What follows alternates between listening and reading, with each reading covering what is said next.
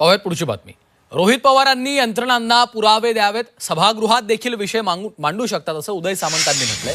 रोहित पवार यांच्या आरोपांवर त्यांनी ही प्रतिक्रिया दिली आहे। FIRचा मुद्दा सभागृहात मांडू शकतात असं देखील सामंतांनी म्हटलंय।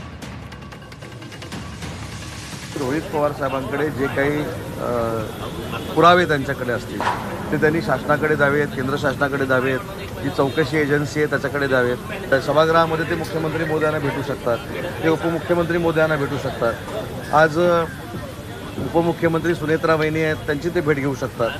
तेव्हा मला असं वाटतं की या सगळ्या बाबतीमध्ये विधिमंडळाचं अधिवेशन चालू असताना फार आयुध आहे, त्याच्या माध्यमातून ते सभागृहामध्ये देखील हा विषय मांडू शकतात आणि अन्यायाला वाचा फोडू शकतात। जर एखादी FIR दाखल केलेली नसेल तर त्याला देखील औचित्याच्या मुद्द्याद्वारे किंवा सभागृहाच्या आयुध्यामार्फत या सगळ्या गोष्टी सभागृहामार्फत ते करू शकतात।